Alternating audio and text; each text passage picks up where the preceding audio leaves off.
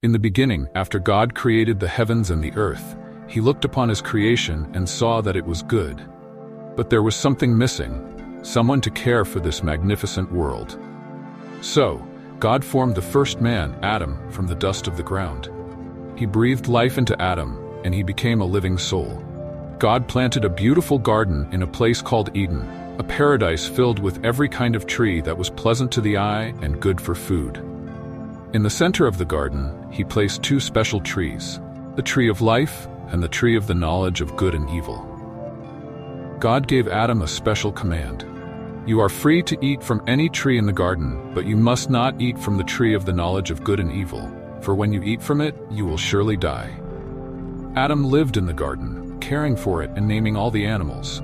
But as the days passed, God saw that Adam was alone. He said, "It is not good for man to be alone. I will make a helper suitable for him."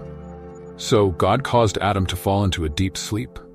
While Adam slept, God took one of his ribs and formed a woman, Eve. She was to be Adam's companion, and together they lived in the garden, enjoying perfect harmony with each other, with nature, and with God. One day, while Eve was walking through the garden, a cunning serpent approached her. This serpent was not an ordinary creature, for it carried within it the voice of temptation. The serpent asked, "Did God really say you must not eat from any tree in the garden?"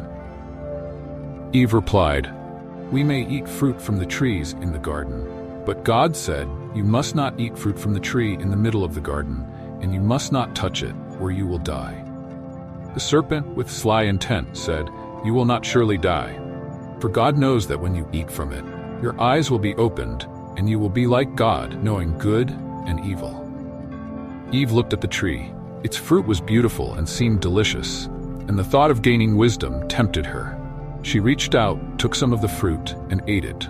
Then she gave some to Adam, who was with her, and he too ate. Immediately their eyes were opened, and they realized they were naked. In their shame, they sewed fig leaves together to cover themselves. Later that day, as the cool breeze blew through the garden, Adam and Eve heard the voice of God walking in the garden. Fearful and ashamed, they hid themselves among the trees. God called out, "Adam, where are you?" Adam replied, "I heard you in the garden, and I was afraid because I was naked, so I hid." God asked, "Who told you that you were naked? Have you eaten from the tree that I commanded you not to eat from?"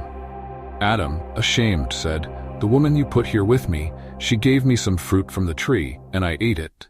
God turned to Eve. "What is this you have done?" Eve said, "The serpent deceived me, and I ate." Then God pronounced judgment upon them. To the serpent he said, "Because you have done this, you are cursed above all animals. You will crawl on your belly, and dust you will eat all the days of your life.